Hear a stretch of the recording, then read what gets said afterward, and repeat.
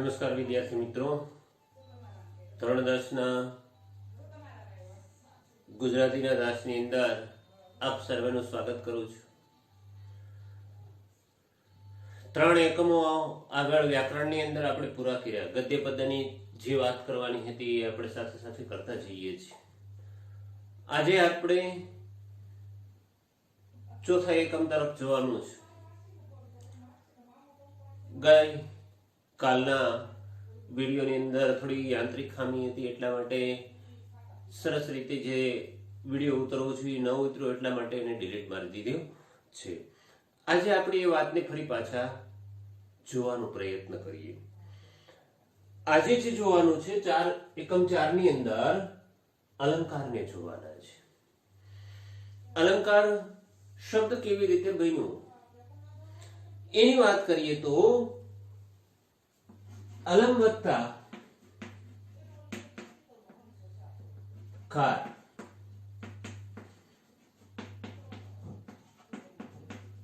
અલંકાર એવો સામાસિક શબ્દ બનાવ્યો છે.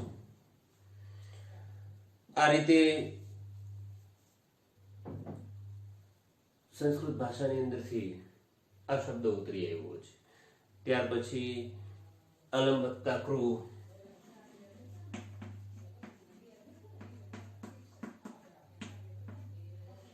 એટલે પણ અલંકાર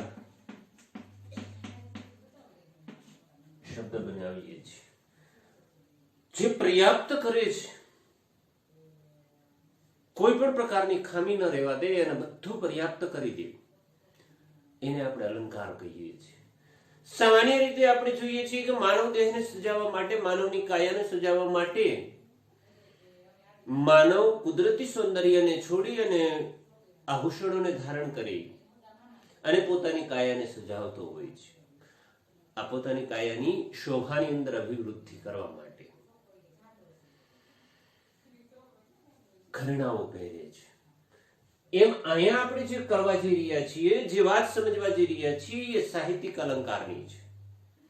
કાવ્યની કાયાને સજાવવા માટે કોઈ લેખ નિબંધ હોય એની અંદર, અથવા તો કોઈ પુસ્તકની અંદર લખાયેલા જુદા જુદા શીર્ષકોથી જુદી જુદી કૃતિઓની અંદર અલંકાર કેવી રીતે ઉમેરવા. વ્યાકરણ શાસ્ત્રીઓને એક ચિંતાનો વિષય હતો કે જે સાહિત્યકારો છે એ રચનાઓ લખે છે, પણ વાચકો વધુ ને વધુ કેવી રીતે એવો વાંચે. એના માટે વ્યાકરણ શાસ્ત્રીઓએ ઉમેર્યું કે ભાઈ જે કૃતિઓ તૈયાર થઈ, જે રચનાઓ તૈયાર થઈ, જે કાવ્યો લખાણા, એને વધારે ટીપટોપ કરીને બજારમાં મૂકીએ, એટલે કે લોકોની સામે, વાચકોની સામે મૂકીએ તો એનું મૂલ્ય વધે, અને સર્જનનું મૂલ્ય વધે તો સર્જકનું પણ મહત્વ વધતું હોય છે. એટલે વ્યાકરણ શાસ્ત્રીઓએ અલંકારને મહત્વ આપ્યું. અલંકાર એટલે સામાન્ય રીતે જોઈએ તો ઘરેણાઓ. અહીંયા આપણે સામાન્ય રીતે સાહિત્યિક ઘરેણાઓની વાત કરવાની છે. સંસ્કૃતના એક વિદ્વાન દંડિન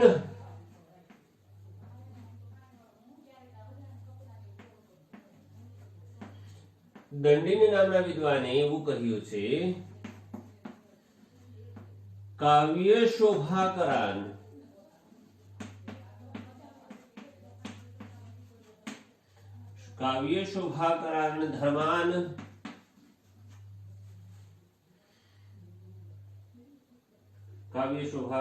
ધર્માન પ્રચશ્યતે.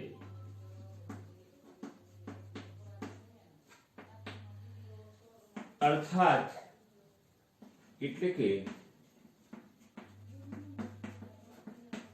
કાવ્યને શોભા આપનાર ધર્મોને અલંકાર કહે છે. કાવ્ય શોભાકરાન ધર્માન પ્રચશ્યતે. કાવ્યને શોભા આપનાર ધર્મોને અલંકાર કહે છે. કોઈ પણ પ્રકારનું કાવ્ય લખાણ હોય એ કાવ્યને શોભા આપવાનું કામ કરે એને અલંકાર કહે છે. આવી વાત આ વિદ્વાને કરી. આ સિવાયના ઘણા વિદ્વાનોએ આના સંદર્ભમાં વાતો કરી છે.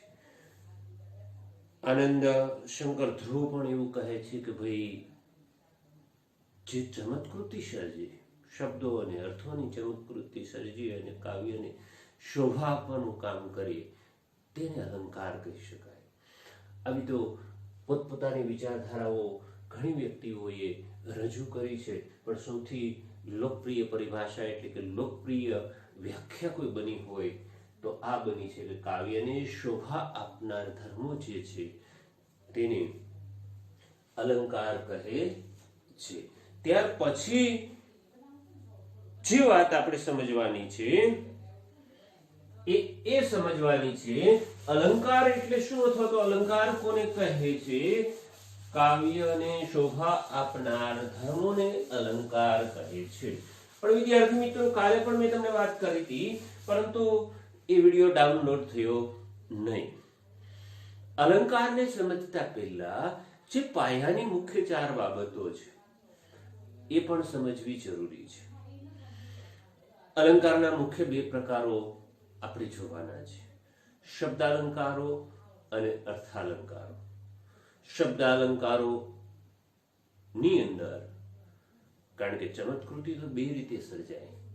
માનવની કાયાના જેમ જુદા જુદા આભૂષણો હોય છે અને જુદી જુદી શોભા આપતા હોય છે, એમ કાવ્યની કાયાને પણ શોભા આપનારા ધર્મો જે છે જુદા જુદા છે. કાવ્યની બાહ્ય કાયા એટલે કે શાબ્દિક કાયા જે છે એને આકર્ષક બનાવનારા અલંકારો એટલે કે શબ્દો દ્વારા ચમત્કૃતિ જ્યારે એનો રચનાકાર કરે છે એવા અલંકારોને શાબ્દિક અલંકારો એટલે કે શબ્દાલંકારો કહે છે, કે જેની અંદર માત્ર શબ્દોની શોભા વધારવામાં આવી હોય. પછી ક્યારેક એવું બને કે આ તો ભાષા છે કે આજે કહો ને કાલે સમજાય, એટલે કે સિક્કાની બીજી બાજુ કે એવી સરસ મજાની ભાષા વાપરી હોય કે વાચકને એનો અર્થ સમજાય ને ત્યારે એને હસવું આવે. આવી જે ચમત્કૃતિ એટલે કે અર્થની ચમત્કૃતિ, શબ્દોમાં કશું લેવાનું ન હોય, આકર્ષક લાગતા ન હોય, પણ જ્યારે એનો અર્થ સમજાય ત્યારે વાચક મુગ્ધ બની જતો હોય, એટલે કે અર્થની ચમત્કૃતિ સર્જવામાં આવતી હોય એવા અલંકારોને અર્થાલંકાર કહે છે. આ 2 પ્રકારોની વાત કરી, પણ બંને પ્રકારના અલંકારો જુદા જુદા અલંકારો છે. આ અલંકારો ને સમજવા જતા પહેલા અલંકારોની કેટલીક મુખ્ય બાબતો છે અને એને સમજવી ખૂબ જરૂરી છે. 4 પાયાની બાબતો છે અને એ 4 પાયાની બાબતો જે છે એ છે ઉપમેય, ઉપમાન, સાધારણ ધર્મ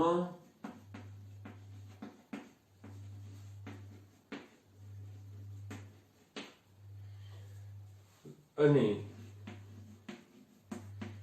ઉપમાવાચક શબ્દ. આ 4 બાબતો સમજવી ખૂબ જરૂરી છે. શબ્દાલંકારો અને અર્થાલંકારોની અંદર જુદા જુદા આપણે અલંકારો જે અભ્યાસક્રમની અંદર છે એ ભણીએ એ પહેલા આ 4 બાબતોની સ્પષ્ટતા ખૂબ જરૂરી છે. એમાં સૌથી પહેલી વાત, ઉપમેય કોને કહે છે. પહેલી વાત, ઉપમેય જેની સરખામણી કરવામાં આવતી હોય તેને ઉપમેય કહે છે. હવે જુઓ, ઉપમેય કોને કહેવાય તો એના માટે જેની સરખામણી કરવામાં આવતી હોય તેને ઉપમેય કહેવાય. આ જગતની અંદર કુદરતી વસ્તુઓ છે અને કૃત્રિમ વસ્તુઓ પણ છે, માનવો છે, વિવિધ અન્ય જીવો છે. એક સ્થળ છે, બીજું સ્થળ છે, એક પહાડ છે, બીજો પહાડ છે, એક નદી છે, બીજી નદી છે. એક વૃક્ષ છે, સામે બીજું વૃક્ષ છે.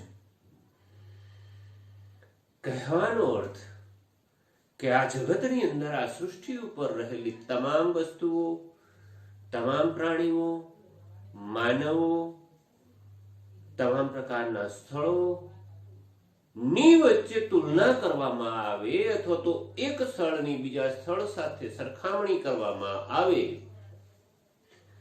એક માનવની બીજા માનવની સાથે સરખામણી કરવામાં આવે, એક વસ્તુની બીજી વસ્તુ સાથે સરખામણી કરવામાં આવે, જેની સરખામણી કરવામાં આવે છે તે ઉપમેય.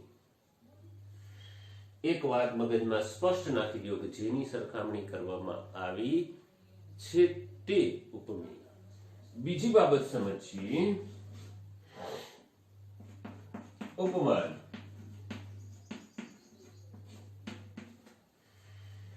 ઉપમેયની સરખામણી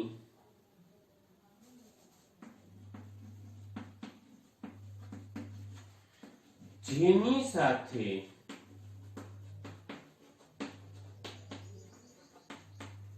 કરવામાં આવે તે ઉપમાન. આ ઉપમેય, જેની સરખામણી કરવામાં આવે તે ઉપમેય. ઉપમાન, ઉપમેયની સરખામણી જેની સાથે કરવામાં આવે તે ઉપમાન. રમણીક મોહનની જેવો છે તો રમણીકની સરખામણી મોહનની સાથે કરી, મતલબ રમણીક ઉપમેય અને મોહન ઉપમાન. ઉપમેયની સરખામણી ઉપમાનની સાથે કરવામાં આવે છે, એટલે કે ઉપમેયની સરખામણી જેની સાથે કરવામાં આવે તે ઉપમાન, જેની સરખામણી કરવામાં આવતી હોય તે ઉપમેય. આ બે બાબત સ્પષ્ટ થઈ ગઈ. ત્રીજી બાબત, સાધારણ ધર્મ.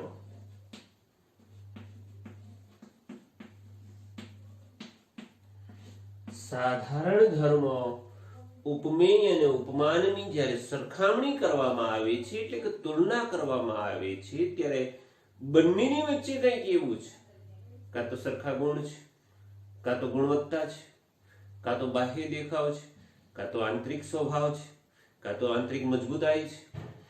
આ બધી બાબતોને ધ્યાનમાં વસ્તુ હોય તો મજબૂતાઈ જોવામાં આવે, આંતરિક ગુણો જોવામાં આવતા હોય, ગુણવત્તા જોવામાં આવતી હોય, ટકાઉપણું જોવામાં આવતું હોય. પણ જ્યારે વ્યક્તિઓ હોય ત્યારે સ્વભાવો પણ, બાહ્ય દેખાવો પણ જોવામાં આવતા હોય, એના ગુણોને પણ જોવામાં આવતા હોય.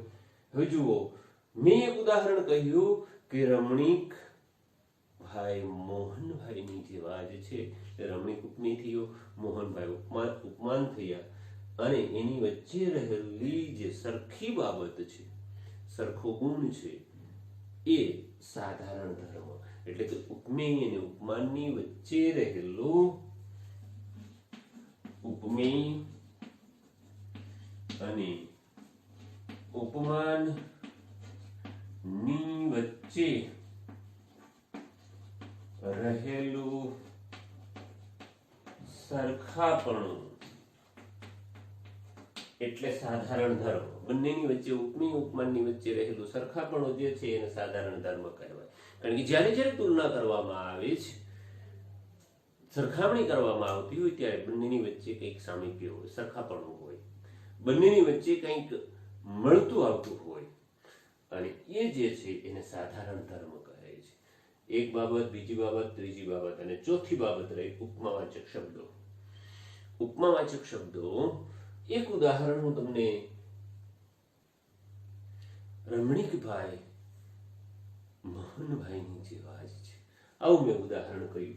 હવે જેવા શબ્દો એમાં વાપર્યો છે, આ જેવા જ શબ્દ જે વાપર્યો, જેવા શબ્દ જે વાપર્યો એ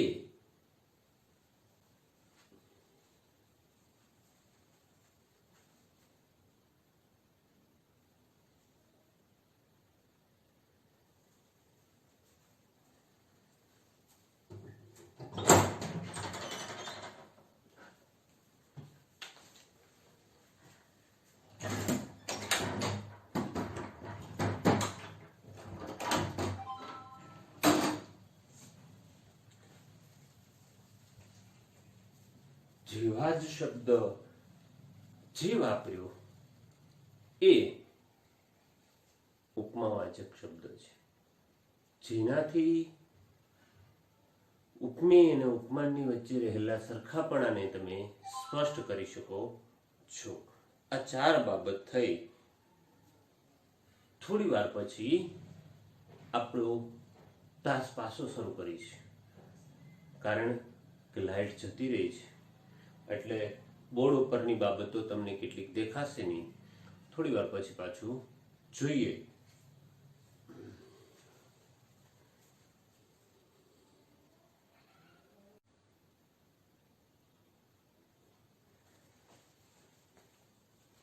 નમસ્કાર વિદ્યાર્થી મિત્રો, થોડી વાત કરી, લાઈટ જતી રહી હતી. આગળ વાત કરીએ કે 4 બાબતોની વાત આપણે જેવા શબ્દની વાત કરી કે એને ઉપમાવાચક શબ્દ આપણે કહી શકાય. એટલે ઉપમેય, ઉપમાન અને સાધારણ ધર્મ, આ 4 બાબતો સ્પષ્ટ થઈ. હવે આપણે એના પ્રકારોની વાત કરવાની છે, એટલે કે અલંકારના પ્રકારોની વાત કરવાની છે. હવે જુઓ વિદ્યાર્થી મિત્રો,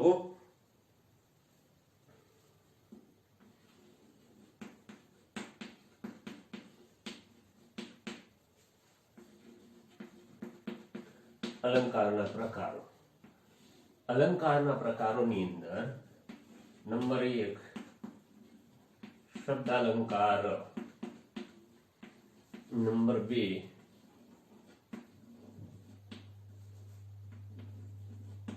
અર્થાલંકાર.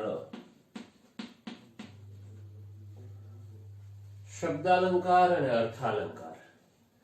શબ્દાલંકાર કેટલાક જોવાના છે, અર્થાલંકાર કેટલાક જોવાના છે. જે ધોરણ 10 ના અભ્યાસક્રમની અંદર છે તે અલંકારો આપણે જોવાના છે. હવે પહેલી વાત આવી કે શબ્દાલંકાર કોને કહેવા. જુઓ, ત્યાં જે અલંકારની અંદર, જે અલંકારમાં શબ્દો દ્વારા ચમત્કૃતિ સર્જવામાં આવી હોય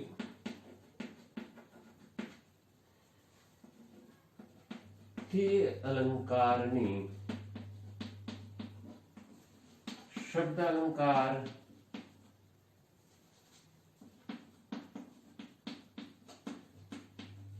કહે છે. જ્યાં શબ્દો દ્વારા ચમત્કૃતિ સર્જવામાં આવે, કોઈ પણ કાવ્ય હોય કે કોઈ પણ પ્રકારની રચના હોય, શબ્દો દ્વારા ચમત્કાર સર્જવામાં આવે ત્યારે એવા અલંકારો જે છે એ બધા શબ્દાલંકારો, એટલે કે શબ્દોને ચમત્કૃત કરીને મૂકવામાં આવ્યા હોય. બીજી બાબત છે અર્થાલંકારની. જે અલંકાર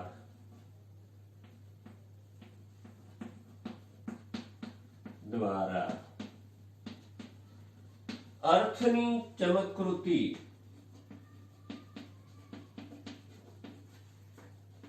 સર્જવામાં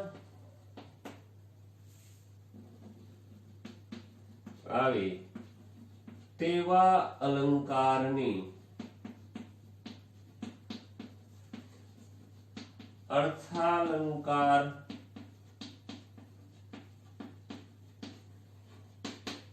અર્થાલંકાર કહે છે. શબ્દાલંકાર, શબ્દોની ચમત્કૃતિ જે સર્જવામાં આવે તેવા અલંકારોને શબ્દાલંકાર કહે છે. ઘણા બધા એના પ્રકારો છે, જુદા જુદા અલંકારો. એમ અર્થ દ્વારા જે ચમત્કૃતિ સર્જવામાં આવતી હોય, શબ્દો એટલા બધા આકર્ષક ન હોય, પણ અર્થ દ્વારા જ્યારે ચમત્કૃતિ સર્જવામાં આવતી હોય એવા અલંકારોને અર્થાલંકાર કહે છે. સૌથી પહેલી વાત કે આપણે પહેલા પ્રકારને જોવાનો પ્રયત્ન કરીએ.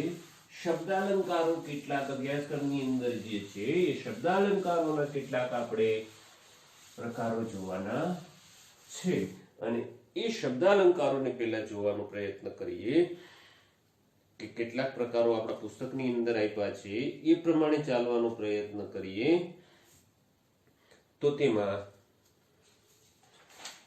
શબ્દાલંકારની અંદર સૌથી પહેલી વાત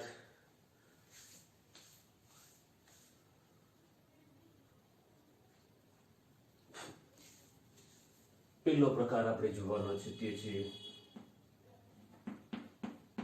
વર્ણાનુપ્રાસ અલંકાર.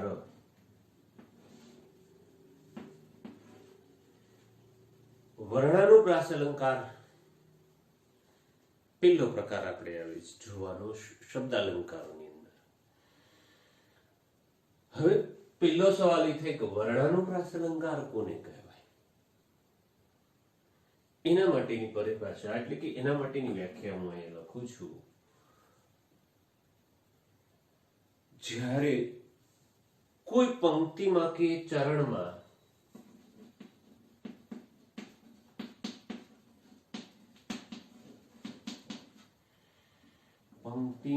કે ચરણમાં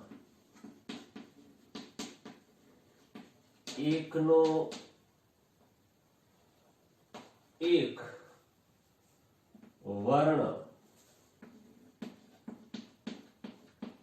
એટલે કે અક્ષર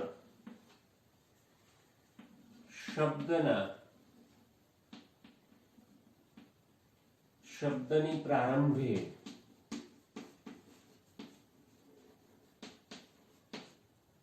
આવે તો એકનો એક વર્ણ પંક્તિ કે ચરણમાં શબ્દની આરંભે ત્રણ કે તેથી વધુ વખત પુનરાવર્તન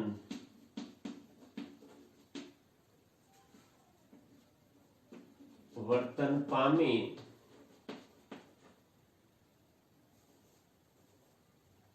તો તેની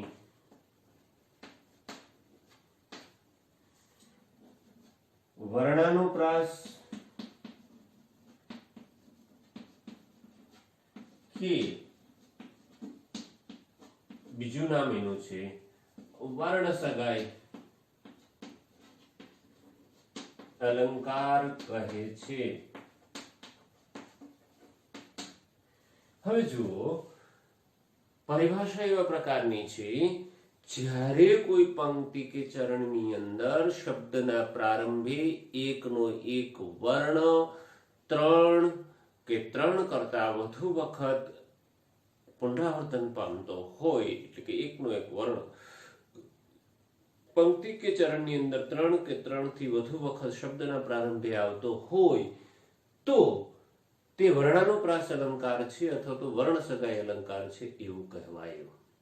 એકનો એક વર્ણ પુનરાવર્તન કરવાથી અને એ પાછું શબ્દના પ્રારંભે, એટલે કે જે રચના પોતે લખી રહ્યા છે રચનાકાર એની આકર્ષકતા વધી જતી હોય, શબ્દોની અંદર વર્ણો દ્વારા ચમત્કૃતિ સર્જાતી હોય એવું બને છે. આ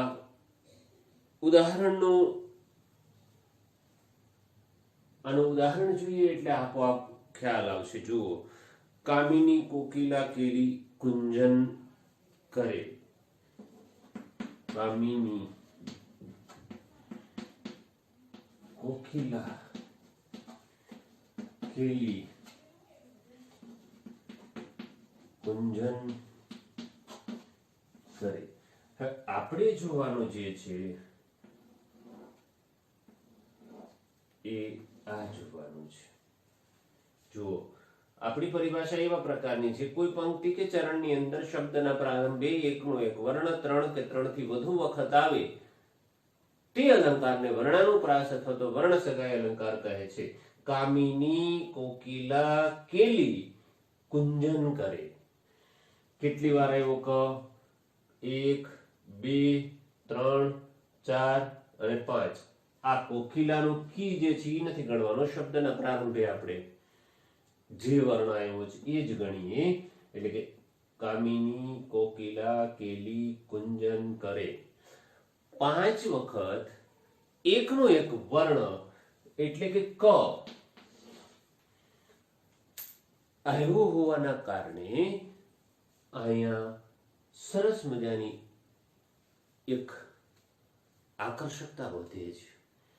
તો આવું જ્યાં થતું હોય ત્યાં વર્ણાનુપ્રાસ કે વર્ણ સગાઈ અલંકાર બને છે. આ થઈ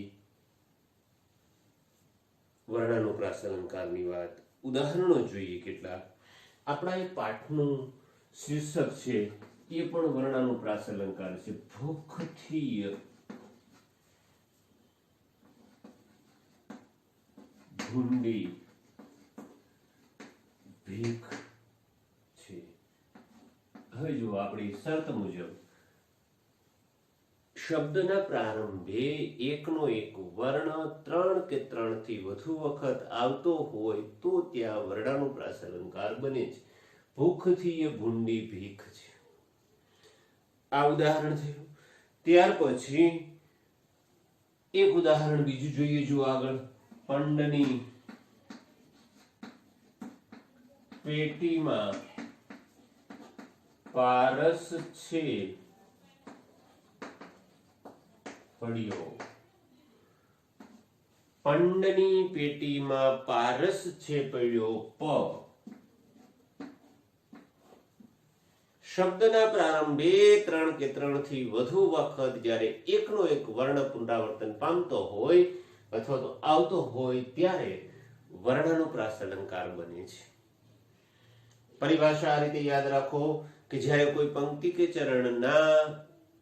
ચરણની અંદર શબ્દના પ્રારંભે એકનો એક વર્ણ 3 કે 3 થી વધુ વખત આવતો હોય ત્યારે વર્ણાનુપ્રાસ અલંકાર બને છે. પરીક્ષાની અંદર આવું છે થયેલું હોય ને ત્યાં આંખો મીચીને આપણે લખી શકીએ કે વર્ણાનુપ્રાસ અલંકાર છે. પરીક્ષામાં પૂછ્યું હોય કે નિમ્નલિખિત ઉદાહરણમાં અલંકાર શોધીને એનો પ્રકાર બતાવો, તો તમારે વર્ણાનુપ્રાસ અલંકાર છે એવું લખવું પડે. અથવા તો પરીક્ષાની અંદર એક માર્કમાં એવું પણ પૂછે કે વર્ણ સગાઈ અલંકારનું ઉદાહરણ આપો,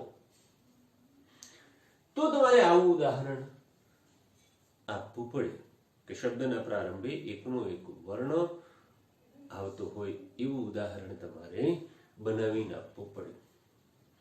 એના માટે તમારે તમારું મૌલિક ઉદાહરણ પણ ચાલે. શરત એ હોવી જોઈએ કે એકનો એક વર્ણ શબ્દના પ્રારંભે 3 કે 3 થી વધુ વખત આવે છે. મહેશભાઈ માંગરોળની માર્કેટમાં મરચા મેળવવા માટે ગયા. મહેશભાઈ માંગરોળની માર્કેટમાં મરચા મેળવવા માટે ગયા. સીધી વાત છે કે તમે ગદ્ય ભાષામાં પણ આવા ઉદાહરણો બનાવી શકો છો. એટલે કે તમારી રીતે તમે એવા ઝવેરચંદ મેઘાણી લિખિત એક પંક્તિની અંદર એની અંદર પણ આ અલંકાર છે કે થોડા ધાવણ કેરી ધારાએ ધારાએ. પછી કેટલાક ઉદાહરણો છે યાદ રાખવા માટે કેટલીક આપણી ટેકનિકો છે અને એ ટેકનિકોનો ઉપયોગ કરીને આપણે આ અલંકારને યાદ રાખી શકીએ. જુઓ એમાં ઘણા બધા ઉદાહરણો આપણા પુસ્તકની અંદર પણ આપ્યા છે વર્ણ સગાઈના.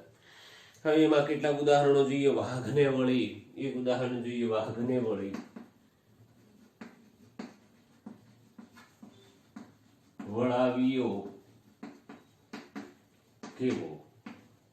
આપણે તો શબ્દના પ્રારંભે 3 કે 3 થી વધુ વખત વપરાયેલો વર્ણ છે કે નહીં, અને એના કરતા વધુ વખત પણ વપરાયો હોય ત્યાં વર્ણાનુપ્રાસ અલંકાર બને છે. એક ઉદાહરણ જુઓ.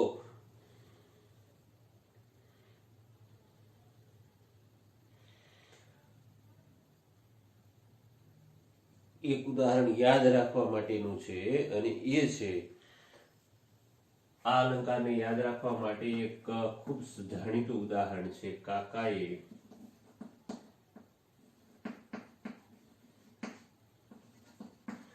કાકીને કબાટમાંથી કચુંબર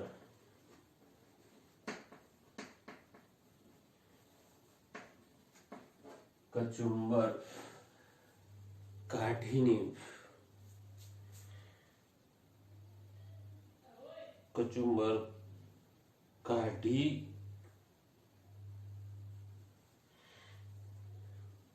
કચુંબર કાઢવું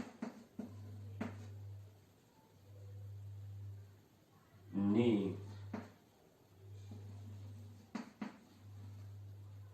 આપ્યું. કાકાએ કાઢીને કબાટમાંથી કચુંબર કાઢીને આપ્યું. આપણે સમજવાનું એ છે કે આ બધા શબ્દોની અંદર ક વર્ણ 3 કે 3 થી વધુ વખત આવે છે.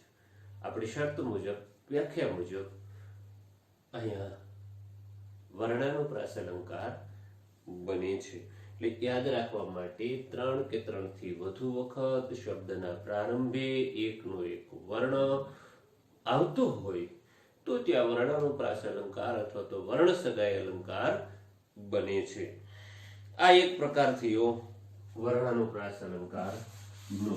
આપણા અભ્યાસક્રમની અંદર જે આવે છે એ જ અલંકારો આપણે જોવા છે. હવે જુઓ, શબ્દ અલંકારનો બીજો પ્રકાર આપણે જોઈએ અને તે છે શબ્દાનુપ્રાસ કે યમક. શબ્દાલંકારમાં શબ્દાનુપ્રાસ યમકને અલગથી જોઈશું. યમક અલંકારને અને શબ્દાનુપ્રાસ અલંકારને એક માનવામાં આવે છે, પણ બંનેની વચ્ચે ભેદ છે, બંનેની વચ્ચે સૂક્ષ્મ ભેદ છે. એટલે આપણે અલગ અલગ જ એને ભણવાનો પ્રયત્ન કરીશું. પહેલા જોઈએ શબ્દાનુપ્રાસ અલંકાર. શબ્દાનુપ્રાસ અલંકાર જે છે એ સમજવાનો પ્રયત્ન કરીએ કે મોટા ભાગે એમાં યમક અલંકાર મળતો આવે છે, એટલે લોકો એને બંનેને એક સમજે છે, પણ એવો નથી. બંનેની વચ્ચે તફાવત છે. જુઓ, એમાં આની પરિભાષાને સમજવાનો પ્રયત્ન કરીએ. જ્યારે કોઈ પંક્તિ કે કથનમાં પ્રયોજાયેલા શબ્દો ઉચ્ચારણની દ્રષ્ટિએ સરખા જોવા મળે ત્યારે શબ્દાનુપ્રાસ અલંકાર બને છે. કોઈ પણ પંક્તિની અંદર પ્રયોજાયેલા શબ્દો જે છે એ ઉચ્ચારણની દ્રષ્ટિએ સરખાપણું જોવા મળે, એટલે કે બંનેની વચ્ચે ઉચ્ચારણની દ્રષ્ટિએ પ્રાસ જોવા મળે ત્યારે શબ્દાનુપ્રાસ અલંકાર બને છે. એટલે કે જે શબ્દો છે એ તમને મળતા આવતા લાગે, સરખા સરખા લાગે, ઉચ્ચારણ કરો ત્યારે એક સરખા લાગે. આવું બન્યું હોય ત્યારે શબ્દાનુપ્રાસ અલંકાર બને કે ઉચ્ચારણની દ્રષ્ટિએ સરખાપણું જોવા મળે શબ્દોની વચ્ચે, ત્યારે શબ્દાનુપ્રાસ અલંકાર બને છે, અથવા તો તેને શબ્દાનુપ્રાસ અલંકાર કહે છે. હવે એનું ઉદાહરણ જોઈએ. જો એમાં સંસારની માયાની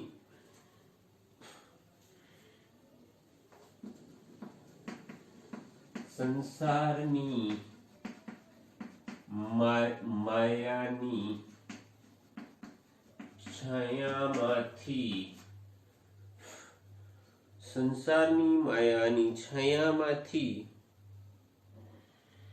કાયાને મુક્ત કરવા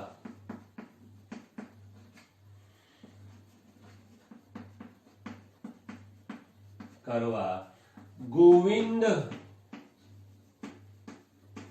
રાયાની માયા કરો. હવે જુઓ, માયા, છાયા, કાયા, રાયા અને ફરી પાછું માયા. આ ઉચ્ચારણની દ્રષ્ટિએ બધાની વચ્ચે સરખાપણું જોવા મળે છે, પ્રાસ જોવા મળે, એટલે કે ઉચ્ચારણની દ્રષ્ટિએ સરખાપણું જોવા મળે. આવું થતું હોય ત્યાં શબ્દાનુપ્રાસ અલંકાર બને છે. બીજું ઉદાહરણ જોઈએ. હવે રંગ બની તંગ એક ઉદાહરણ જોઈએ. હવે રંગ બની તંગ, હવે રંગ બની તંગ, મચાવી જંગ,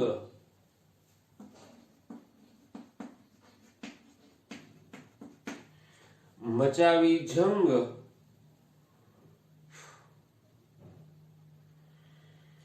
પિયોજી ભંગ,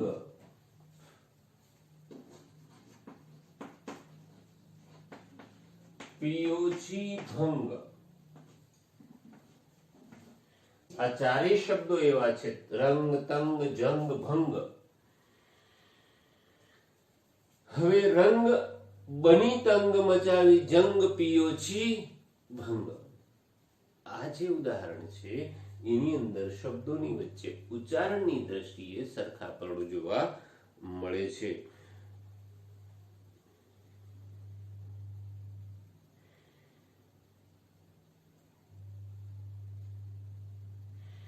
કરે ગાન તાન, કરે ગાન તાન પાન, હાથ ગાન તાન પાન પત્ર, હાથ હાથ મારેલો, ગાન તાન પાન. એટલે કે ઉચ્ચારણની દ્રષ્ટિએ શબ્દો અહીંયા સરખા જોવા મળે છે. આ થઈ બીજો અલંકાર એટલે શબ્દાનુપ્રાસ અલંકારની વાત, કે જ્યાં ઉચ્ચારણની દ્રષ્ટિએ શબ્દો સરખા જોવા મળતા હોય અથવા તો શબ્દોની વચ્ચે પ્રાસ જોવા મળતો હોય એને શબ્દાનુપ્રાસ અલંકાર કહે છે. હવે યમક અલંકાર જે છે એને અને આને બંનેને એક ગણવામાં આવે છે, પણ બંનેની વચ્ચે સૂક્ષ્મ તફાવત છે. એટલે બીજા નંબરનો અલંકાર આપણે શબ્દાનુપ્રાસ અલંકાર જોયો કે જેની અંદર ઉચ્ચારણની દ્રષ્ટિએ શબ્દોની વચ્ચે સરખાપણું જોવા મળે. શબ્દાલંકારનો ત્રીજો પ્રકાર આપણે ભણવાનો છે યમક અલંકાર. યમક અલંકાર, અને યમક અલંકારમાં થોડી વ્યાખ્યા એની જુદી છે.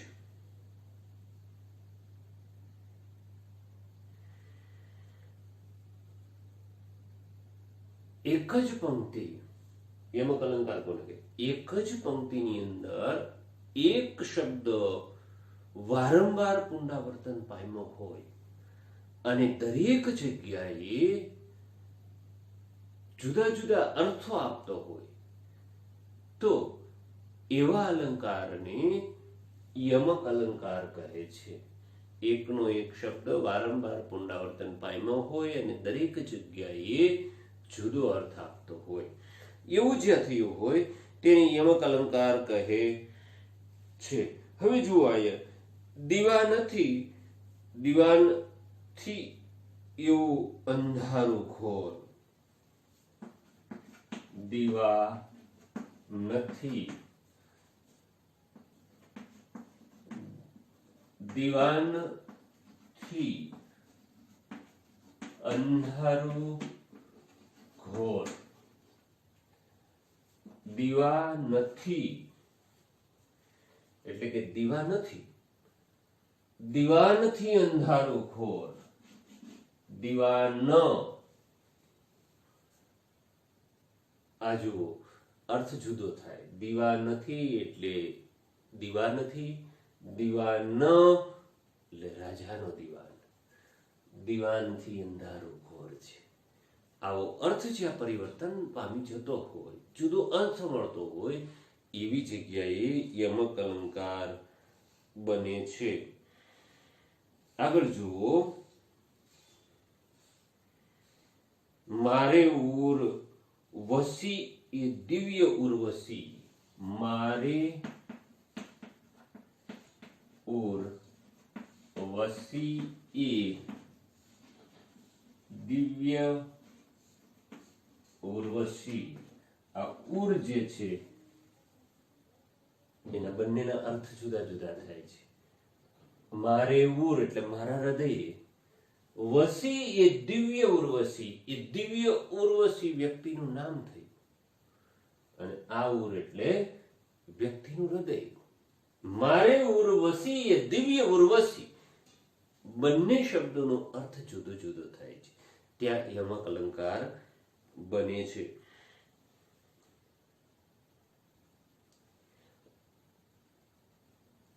આગળનું ઉદાહરણ જોઈએ એકાદું. ખરે નરે ખર થાવું, ખરે નરે ખર થાવું. આ ઉદાહરણની અંદર પણ ખર શબ્દ જુદા જુદા અર્થો આપે છે. આવું જે જગ્યાએ થતું હોય તે જગ્યાએ યમક અલંકાર બને છે. હવે જુઓ, એક મને ગમે ના કોઈ વાદ, પછી એ હોય સમાજવાદ કે સામ્યવાદ.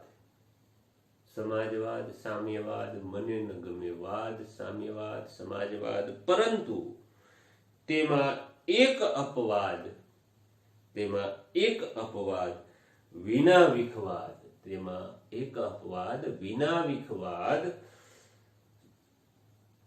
ગમે મને માત્ર અમદાવાદ, ગમે મને માત્ર અમદાવાદ. મોટું ઉદાહરણ છે એટલે લખતો નથી, પણ શબ્દો વારંવાર પુનરાવર્તન પામતા હોય અને દરેક જગ્યાએ જ્યારે જુદો અર્થ આપે ત્યારે યમક અલંકાર બને છે. ત્યાર પછી જે છે એ આવે છે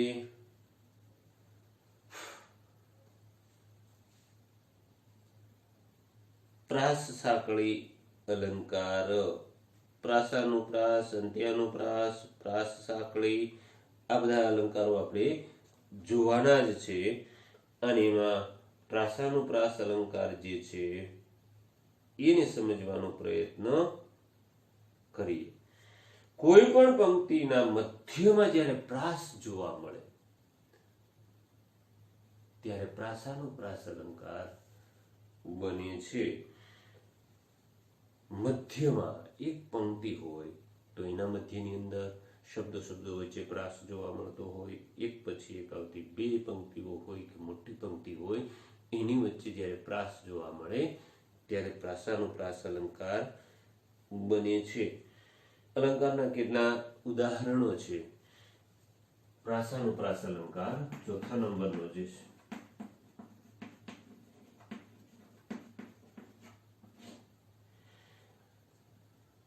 એનું ઉદાહરણ જુઓ. જેની જશોદા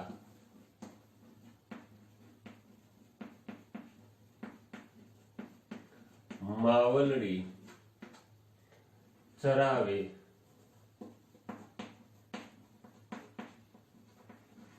ગોકુળ ગાવલડી. આ પ્રાસાનુપ્રાસ અલંકારની અંદર જોજો રે મોટા ના બોલ, ઉછળતી મેં બાજુ ઢોલ, બોલ અને ઢોલ, માવલડી અને ગાવલડી, આ શબ્દોની વચ્ચે પ્રાસ જોવા મળે છે. એટલે પ્રાસાનુપ્રાસ અલંકાર એને આપણે કહી શકીએ. 4 અલંકારોની વાત કરી. હું તમને ફરી પાછો હવે જ્યારે આપણે મળીશું ત્યારે આપણે ફરી પાછા આગળના અલંકારોના પ્રકારો જે જોવાના થાય આપણા અભ્યાસક્રમની અંદર 10મા ધોરણની અંદર જે છે એ બધા આપણે ટૂંકમાં જોઈ જવા પડે. અને હવે પછીના ભાગની અંદર આપણે તેને જોવાનો પ્રયત્ન કરીશું. અસ્તુ.